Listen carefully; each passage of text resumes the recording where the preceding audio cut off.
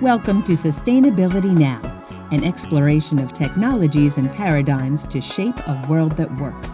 Designed for socially conscious entrepreneurs and individuals interested in responsible stewardship of the planet. Sustainability Now covers food, energy, housing, water, waste, health, economics, and consciousness. Welcome to your community, Sustainability Now, with your host, Mira Rubin. Welcome, everybody, to Sustainability Now, technologies and paradigms to shape a world that works. I'm your host, Mira Rubin, and today I am delighted to introduce you to Mike Cox.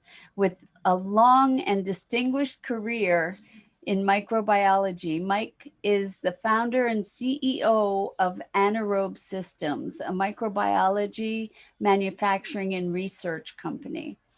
Also an inventor, Mike holds patents on breakthrough technologies to prepare anaerobic culture media in a completely oxygen-free environment, as well as technology to convert biomass into hydrogen and organic fertilizers. Mike is currently evaluating the use of invasive aquatic plants to produce fertilizers and hydrogen while removing toxic agricultural fertilizers from the waterways. Mike, it is such a privilege to have you here with us today. Welcome, welcome. Thanks for being here.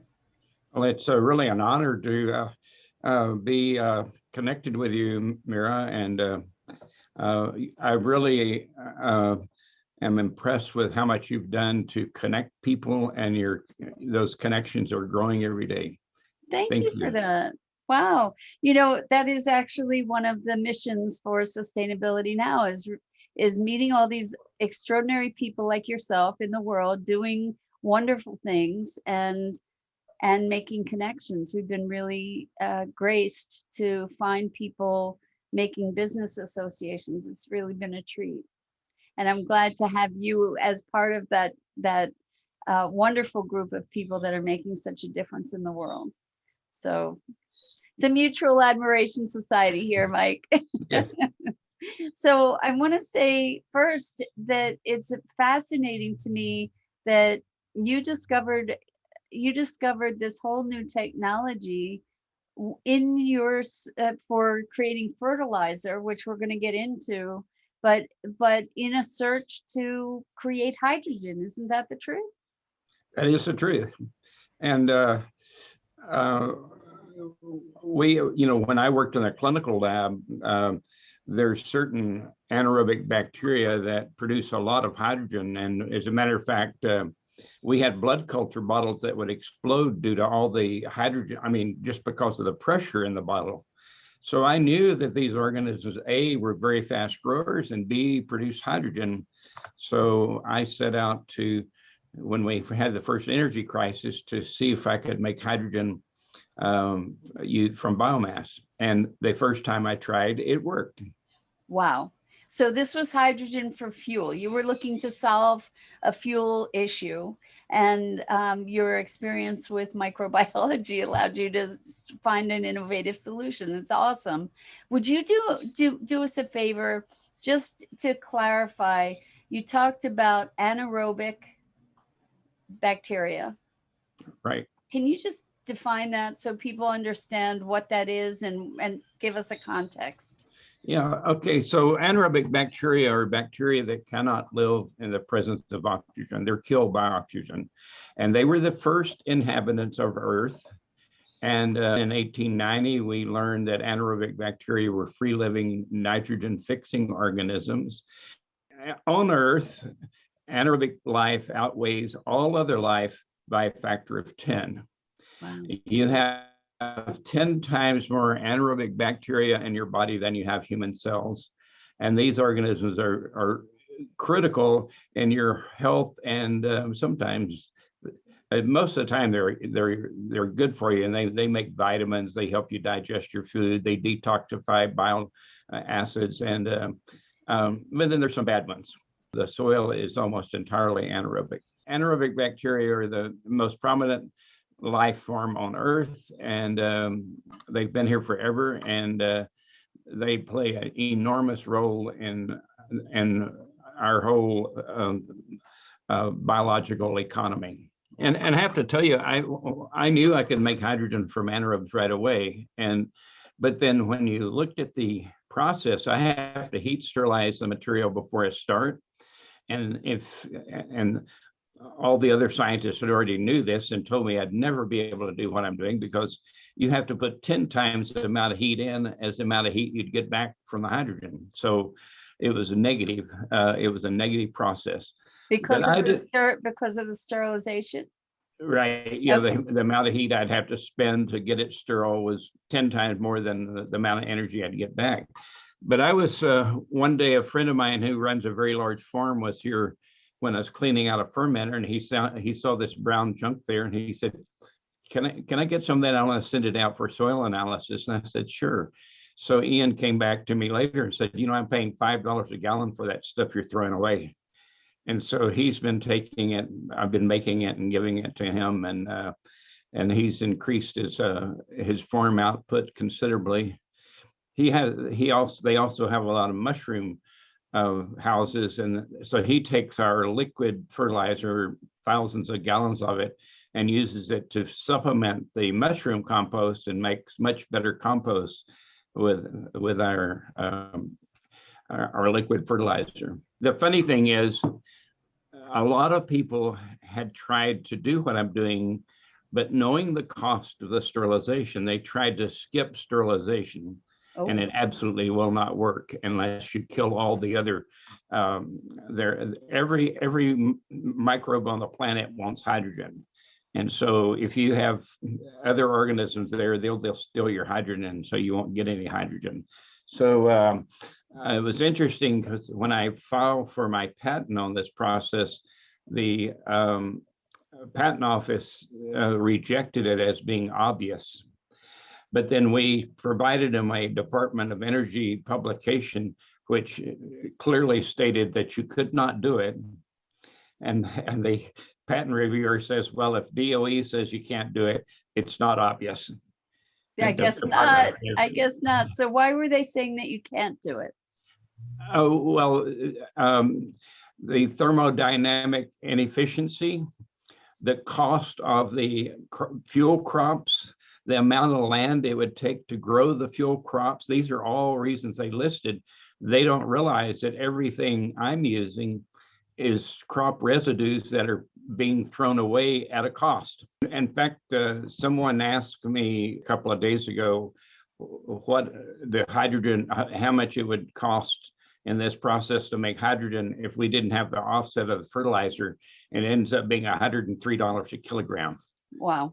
Wow. So clearly not doable. So interesting. I think it would be great if you could talk about what the process is, because what started out being an intention to focus on hydrogen creation ended up being an intention to focus on fertilizer and soil remediation or soil nourishment with a byproduct of hydrogen. Is that accurate? That's right.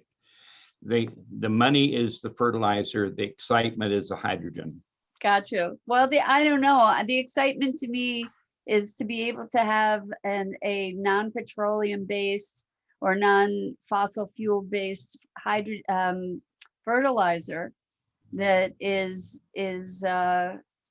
wholesome. Let's call it wholesome fertilizer. That's pretty exciting to me too, actually, because I know how important it is to restore our soils and our farmlands, right?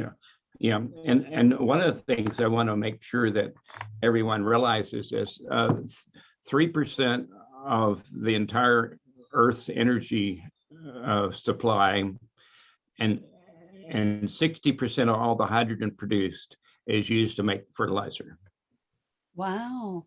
And so the interesting thing is our organisms we're using are free living nitrogen producing bacteria, and they can completely replace that fossil fuel based nitrogen fertilizer.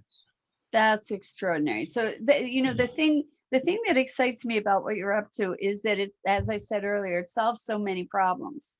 And one of the biggest problems on the planet right now in terms of global warming or climate change is food waste. And so you are, I would like to walk through the process of what you're doing to create this fertilizer and hydrogen as a byproduct. But one of the things that you're doing is taking something that was designated as waste and rechristening it as fuel. And that's really the foundation of the idea of circular economy. And Yeah. so please talk about what exactly is this process that you're generating these wonderful products from, including hydrogen and the fertilizers. Yeah, so Morgan Hill is right in the middle of the food growing region of the United States. Taylor Food is here, and they make. I'm sorry, let me just interrupt you for a second. Morgan Hill, where? Morgan Hill, California. Gotcha. And we're in the lettuce basket. Taylor Farms, who has the lettuce in the little plastic boxes in your grocery store, throws away 350 tons of lettuce a day. And my Wow. friends at Cialis throw away 100 tons of bell peppers a day. And my friends at the Dole Food throw away 100 tons of cabbage and lettuce a day. And we're working at the moment because we can't handle that quantity, but we're working with a carrot processor, and they have about 5 tons of carrot peel pulp and about 10,000 gallons of carrot peel water a day. And we get that material from them. We get 7 tons of that material from them twice a week. And we pump it into our fermenter tanks and heat sterilize it. And then we cool it down and inoculate it with a microbe. And the next day it is product. It's hydrogen and fertilizer. And then we send that material through a decanter centrifuge, and we separate the liquid and the solids. And the liquid goes in those 250-gallon IBC totes, the ones that have the steel cage around them. And then the solids we blend with 2 parts of biochar, and we make a product called Fermichar, which sells for about $30 a cubic foot. And it's just spectacular in terms of making plants grow. So we're now CDFA organic certified, and we have one farm at the moment that's buying everything we produce. He's got 1,400 acres of Chinese vegetables. He's buying no other fertilizer now. And he says, I have better crops than I've ever had. Wow. Well, would you tell us what is CDFA certified? What does that stand for? Well, CDFA is, California Department of Food and Agriculture. Okay. And they're the ones that would bless you as being organic in California. Okay, great. And we're going after the OMRI, which is the Organic Materials Research Institute. That's a national and I guess an international designation on organic. We've run spinach and kale and peppers and cauliflower and grass clippings and mustard plants from beside the road and grape hummus and the carrot is just so easy because the carrot peel pulp comes to us looking kind of like mashed potatoes, so we don't have to grind it, and we get 3 tons of the peel pulp and 4 tons of the peel water, and we just let that water run into the solids, and we have a pump that pumps it into the tank, and it's a 45-minute no work process. That's awesome, because you don't need to use any water then. Huh? What's that? I said that using the peel pulp and the water or the carrot water means that you don't have to use any additional water in your process. No. And my friends at Dole Food produce 1 million gallons of gray water a day, and which they sewage treat. And it's gray water because that water has been contaminated with lettuce and cabbage juice. That's crazy. Wouldn't that be awesome? You have an endless water supply too. And so they have 65 acres of wastewater management. Taylor has about 150 acres of wastewater management. And my friends at Cialis have 35 acres of wastewater management, and they have big blowers, that are aerating that to make it aerobically digest, and so 100% of the carbon ends up going into the atmosphere as greenhouse gas. How would you be able to pair these food production places that have all this waste with these fermenter tanks that your technology? Initially, when I talked to Taylor Farms, they said, we love what you're doing, but we don't want any of that stuff on our property. Because they're afraid of the contamination based on the past performance. Right. And the other thing is there the same risk of contamination with your process? Well, the other thing that happens is these food processing plants are under extreme Scrutiny. control on food safety. And so my friends at Cialis sell to hundreds. They sell to Bush Beans and Campbell Soup and Nestle, and they all want to know everything that you're doing on your piece of property. Gotcha. And they don't, that's what they explained to me. Said, we don't know if we can explain this to Costco, or we don't know if we can explain this to Nestle. Mm-hmm. What we're doing and why we're doing it. And the organisms we're using are Clostridia. Have you ever heard of Clostridium botulism? Okay, thank you. So you're using botulism bacteria. You don't want that right near a food processing plant. Well, so we're not using the Clostridium botulinum. We're using other Clostridia. There's a half a dozen Clostridia that are nasty pathogens. Okay. The ones we're using are not. Okay. And they have been certified by EPA as being safe. So I think that's the foundational difference between this other experiment that went horribly wrong is they didn't sterilize, and they also didn't decide how to consciously culture this material that they were working with, right? And they put a nasty anaerobic digester right next to their food processing facility. Okay. And so that would probably scare customers away from them. Yeah, I would think so. It would. Yeah. So so you can see, as a matter of fact, if I'm talking to someone brand new and I say Clostridia, they said, not on my property. Mm-hmm, mm-hmm. I can almost tell you the way this is going to unfold. Okay. We're going to set up our little plant and get it running, and then someone's going to come along and say, we need a bigger one. And what we'll do at that point is go put it on a site of its own, and it will become a co-op facility to bring material from Dole and from Taylor and from Cialis and all to that one place. And then we'll turn around and sell it back to them. And that'll be stage 2. And then as this proceeds and people start being impressed with this beautiful facility that looks like a classy winery, it's not a stinky anaerobic digester, then they're going to say, well, it would really be good from our sustainability picture to have one of these facilities at our place. The nice thing is I'm making fertilizer and they are buying it and they're liking it. That's awesome. That's a huge start. And it would be great if that will supplant the commercial fertilizers that are fossil fuel based. That would be amazing. Great. I have to tell you, I am not worried about anyone copying me, because the size of the opportunity is so huge that no matter how many people get into it, there's too much work to do, and that needs to be done.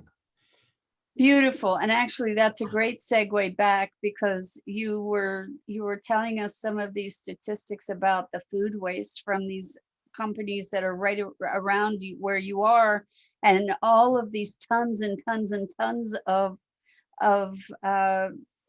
food remnants that they're throwing away on a daily basis. And my question is, where is the away that they're throwing these things to? I mean, where is it going? Well, for a while it went to cattle feed, and they've stopped that because, a lot of this is pretty moist and, and it tends to get out there and rot. Yeah. And draws flies. And the second thing is the truck that goes to the field to dump some bell pepper parts runs over cow doo. At that point, it cannot go back to a food processing plant. Oh boy. Okay. So it's a whole food safety issue, and there may be some more mischief going, because starting next year, anything over 4 cubic yards a week of organic must be hauled by a certified waste hauler, and it has to go under organic waste. Yeah, it has to go under chain of custody, show how many pounds went on which truck, where that truck went, what was the final disposition of this material. And a friend of mine works for a large grocery store called Albertsons, and I was asking him if he'd heard of SB 1383, and he said, that's my job. He said, when that goes into effect, it's going to cost us billions of dollars to get this waste hauled. Right. How is it being disposed of currently? Most of it's being composted. Okay. And I don't know if you know, but I'm not a fan of composting. I do not know. Share that, please, because composting seems like such a great solution. Yeah, well, our process finishes the compost cycle in 1 day. What you'd consider the compost cycle in 1 day. We release no greenhouse gas, and we contaminate no water. And composting, 60% of the carbon in the compost process is released as greenhouse gas, and it has a huge capacity to contaminate the groundwater. Wow. And so this is a revelation. So we beat compost. I don't like to call my process composting, because there's tons of nasty regulations if you're composting. Okay. And so, but in our situation, we have a closed system, and all the CO2 that's being produced are okay. In the process, the gas is 2/3 hydrogen, 1/3 carbon dioxide. And we scrub out the carbon dioxide with potassium hydroxide. We make it into potassium carbonate fertilizer, which is the best potassium fertilizer you can buy. And then we have pure hydrogen. And then all the liquid in the tank is our Fermi-Grow liquid fertilizer, and all the solids is our Fermi-Char, our solid soil amendment. So why did you decide to separate the liquid and the solids? Oh, well, quick and easy is most of the people are using ours are putting it through drip irrigation. And it has to be, particulate free. Okay. It'll stop up the sprinklers and the drip irrigation, and then the solids just become a beautiful soil amendment when we mix it with the biochar. And our little green bucket this big goes for $20. And are you actually, so this is sort of a pilot project that you're engaged in right now, like proof of concept? Right. Well, and let me expand on that too, because I've had this process going for over 20 years. And one of the big food processing plants here, we're almost members of the family. We're really close. And I have pestered them for 20 years to put in a plant like this, and they wouldn't do it. And Why is that? I wanted them to take their 50 or to 100 tons of bell pepper waste a day, and then they also have 200,000 gallons of vegetable soup a day that they're sewage treating. If you saw this plant, it's a 40-acre site, a 2-acre processing plant, and 35 acres of waste treatment. It's craziness. It's craziness. Well, it's an opportunity missed. They and several others I talked to, and they would always come back around, well, who else is doing it? And I said, nobody. They said, well, must be something wrong.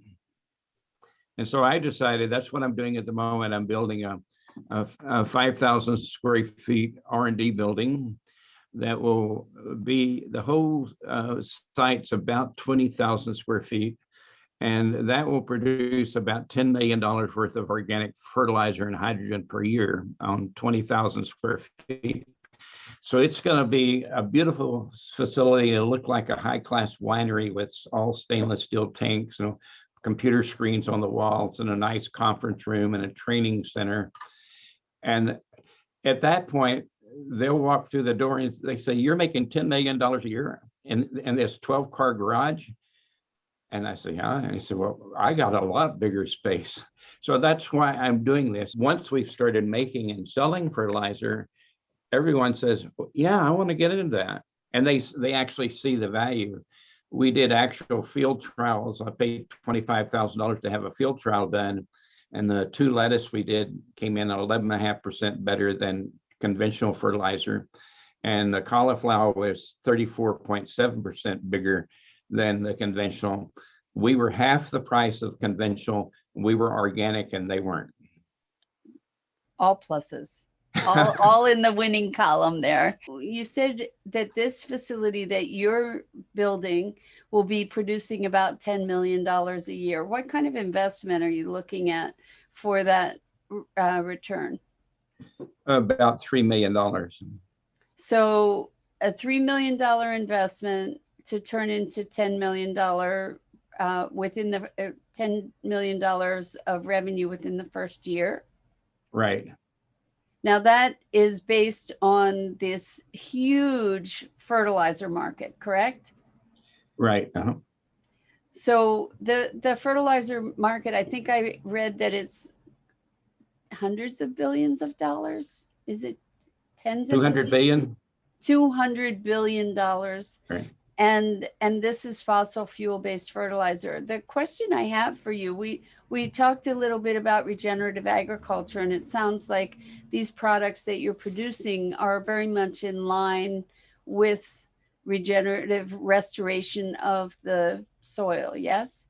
It is. And so we're, 100% of the carbon in our feedstock ends up in the ground as ground carbon. I mean, it ends up back in the ground as carbon.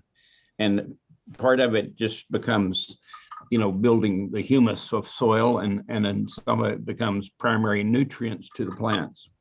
So yeah. You're taking food waste, which is an abomination, the amount of food waste that there is, and you've rechristened it. I thought this was brilliant, actually, because you said you're going to have this new bill passing, which is going to be charging for the processing of this food waste and the hauling of it. And it sounds like a lot of bureaucracy around it. And instead of getting it calling this same material food waste, you're calling it fuel grade produce. Right.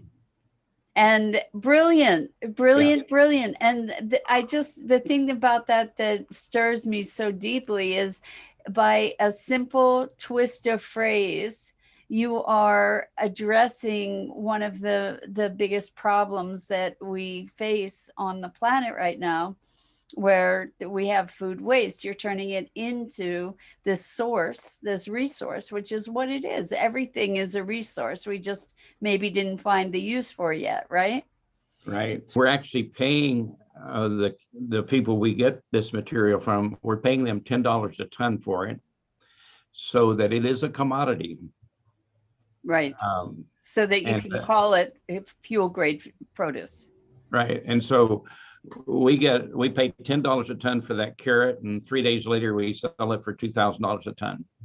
Remarkable. Wow, what a conversion rate. So not only are you solving some serious global problems, but you're also keeping the CO2 that out of the air and the pollution of the water that would occur from composting. You're creating an incredible financial opportunity. You're also creating a wonderful soil supplement. What is unique about your process? I think the big thing that's unique on ours is the speed by which it happens. There's one of our competitors is Agro Thrive, and they basically ferment fish waste and some corn steep liquor, but their process takes 21 days, and we're done in a day. I think also somewhat unique is these free living nitrogen fixers that are in our formula. That's a big player. And then our organisms are making a bunch of short chain organic acids, and these are all primary feedstocks for a plant. I mean, instant uptake. The fact that you're doing this fermentation process in 2 days versus 21 days, is it because of the bacteria you're using? Right. Yeah. The two we're using have a double time of 15 minutes. And you start with one cell and it doubled every 15 minutes. It reached the size of the earth in 31 hours. Wow. And the anaerobic digesters, which I call hunter-gatherer technology, the methanogens that are in there have a double time of 37 hours versus 15 minutes. Wow. So you can see, and the anaerobic digesters take 20 to 30 days and make dirty methane and sewage.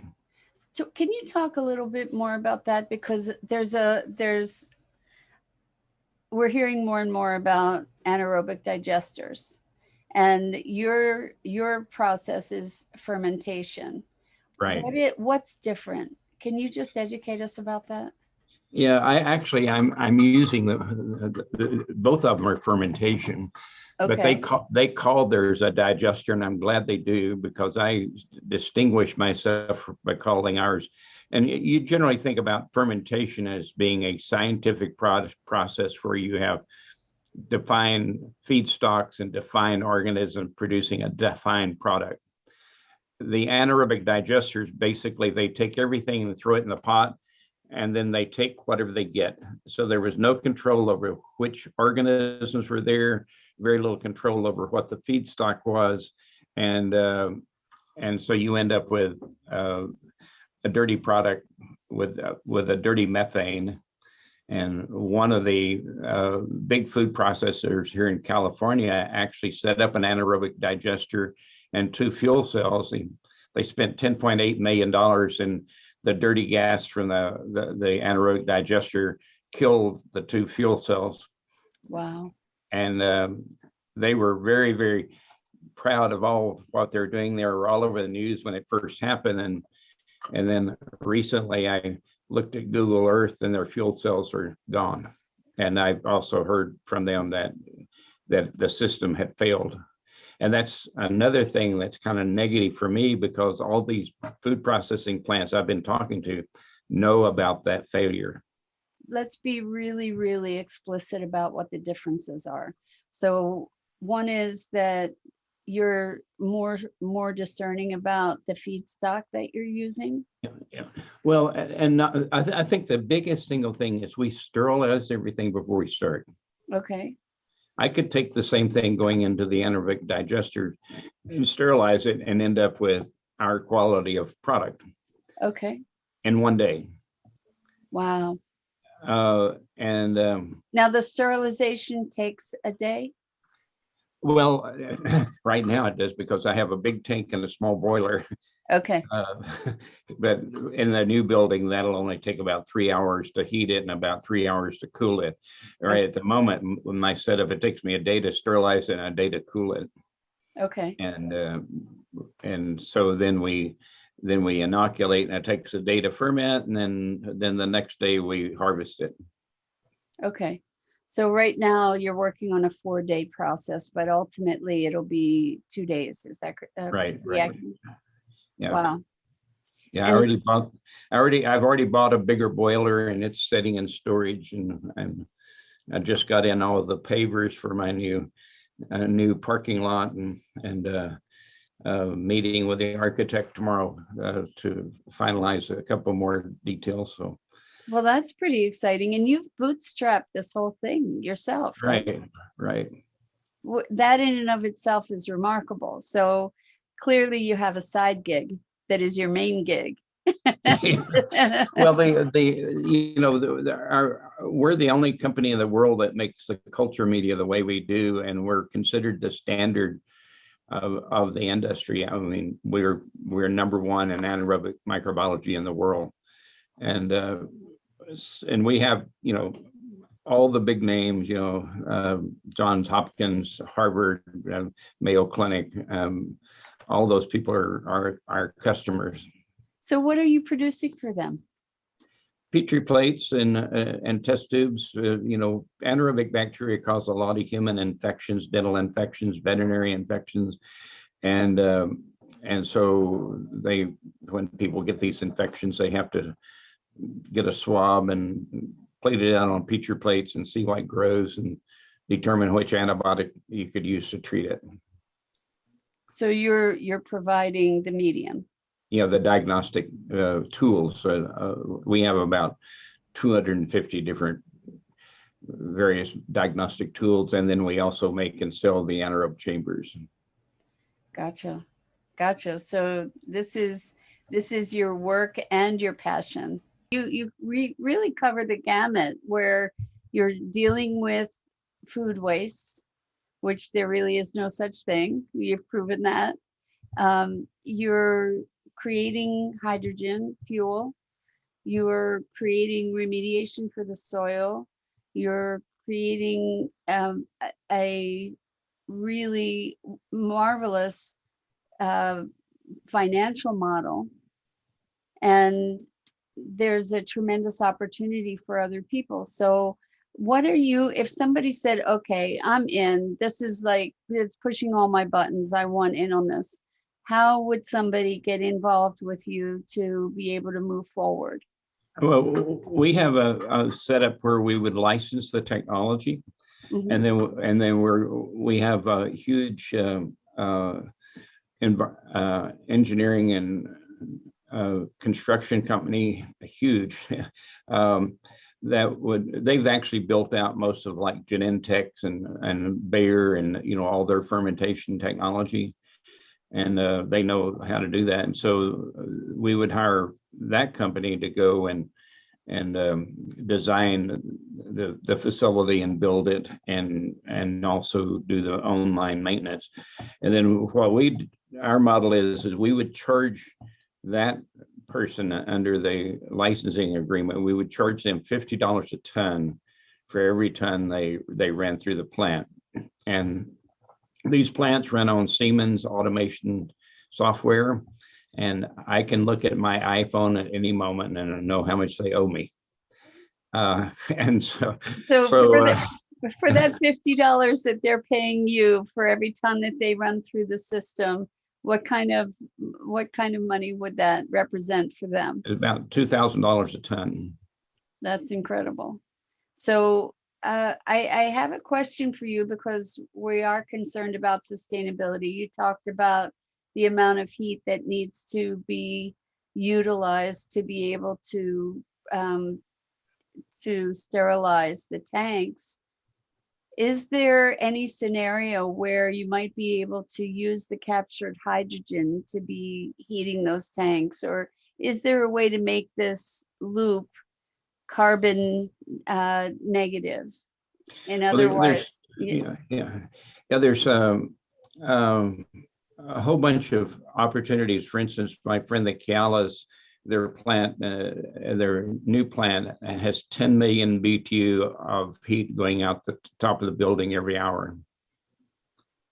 just just and so you could use that as cogeneration and have 100 times more heat we'd need for the process. So there's a lot of those kind of opportunities. The other thing, properly designed, you shouldn't be buying more than 20% new heat. We have to heat it, and then we have to cool it. And if you were smart, you'd let your next batch of raw material be the cooling medium for the one that you're cooling, and you just transfer that heat into that new batch coming in. Now, you can't get it all, but you could get probably 80% of that heat transferred over. And then it turns out that at the moment, heat's probably 0.1% of our operating cost. I mean, our 0.1% of our revenue is heat. So it's insignificant to start with. Interesting. Okay. Yeah, but again, if hydrogen is the only thing I'm producing, then the heat would be prohibitive. Yeah. Right. But in this scenario, it's almost like the hydrogen's free. It's just a bonus. Oh, one other thing I think I haven't touched on, but it's very important in the fertilizer business. Almost all of the potassium fertilizer used in the United States comes from Saskatchewan, Canada. That's interesting. That involves a lot of diesel. Yeah. And almost all the phosphorus used in the United States comes from an environmental disaster in Florida. And they have permanently ruined around 350,000 square miles or I don't know, don't hold me to that, but you can go and look around Tampa, St. Petersburg, and find these massive pieces of ground that have been ripped up in piles of tailings, and that ground that land is permanently unusable. Well, I'm going to say now we say permanently unusable, but hopefully we will come up with solutions. Yeah. So at any rate, so the phosphorus is coming from Florida and to California. That's a lot of diesel. Yes. And 60% of the nitrogen fertilizer is coming from Russia and the Middle East. In our conversation previously, you said that this person that you're selling all of your supplement to said this is better than any fertilizer out there. And you made a distinction for me, which I thought was really interesting. And that was the distinction between plant food and fertilizer. Right. Yeah, because he told me one day that he'd put it on Monday, and by Wednesday he saw a big pop. And I said, Jeremy, I didn't think fertilizers could work that fast. And he said, well, you don't know anything about farming. Your stuff isn't fertilizer, it's plant food, and they uptake it immediately. And I think something else he taught me is the NPK, the nitrogen, phosphorus, potassium fertilizers. Think of those as tools that plants use to make food. If you give them the meals ready to eat, they don't need near as many tools. Okay. So your plant food, you've been calling it fertilizer, but I'm going to call it plant food. Your plant food makes it so that they don't need the fertilizers. That, I mean, it not gives nearly them... as well. Actually, again, in the field trial we did, there was no NPK was applied whatsoever. And if you look at the NPK values on our label, it's extremely low, like 0.12, 0.13, 0.16, way down there. And the stuff that we were going against was a 15, 15, 15. And the other interesting thing is in the crops fertilized with Fermigrow, there were tons of earthworms. Thank you. And then in the ones with the with the synthetic, there were no earthworms. And my consultant says the synthetic nitrogen fertilizer is toxic to earthworms and a lot of soil positive organisms. So, and that is fossil fuel founded or fossil fuel based fertilizers that you're talking about. Well, the friend, again, that owns this big pepper processing plant also owns a lot of farmland. And he started off farming with synthetics. And he said it took him 15 years to totally destroy his soil. With our organisms, they're free living nitrogen fixers. So they just live in the root zone. And once again, and this is very important, the plant sends a purchase order for X amount of nitrogen.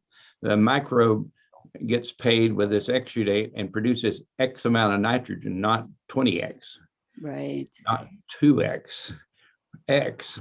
Brilliant. And the beauty of that is this nitrogen is one way. It does not go to the river. It only goes to the plant. And this is really, really an important point when you're thinking about the problem that synthetic nitrogen running off into the rivers and growing water hyacinths like crazy. And I didn't mention the water hyacinth. I mentioned that water hyacinths is one of the feedstocks we want to use. And at the moment, that weed does $120 billion damage in the U.S. every year. What areas of the country? Because I'm on the East Coast and I'm not aware of water hyacinth.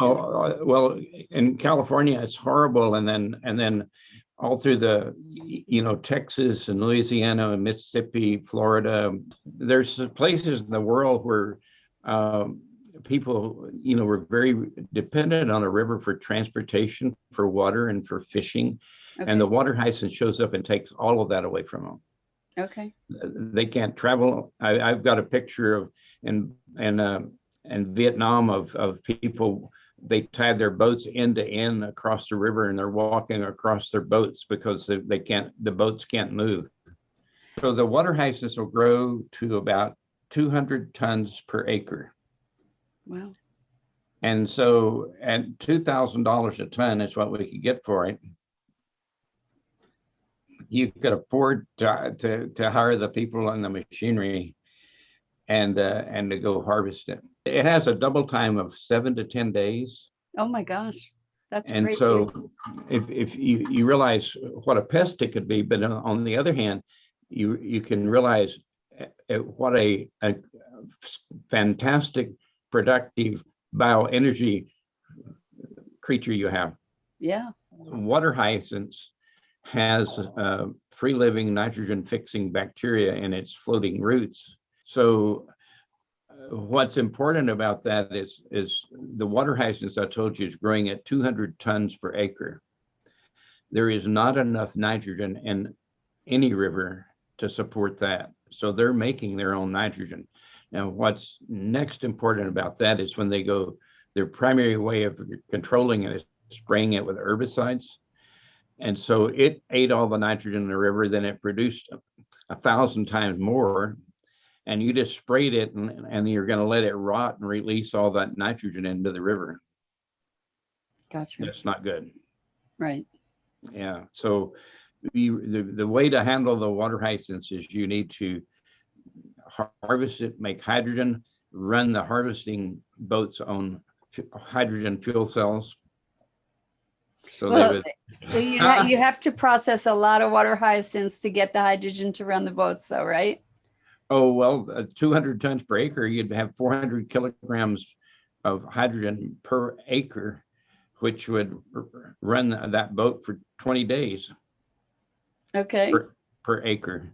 And so then the hyacinths, once they're cleared, they come back how quickly? Well, the one thing is their seeds are good for 20 years.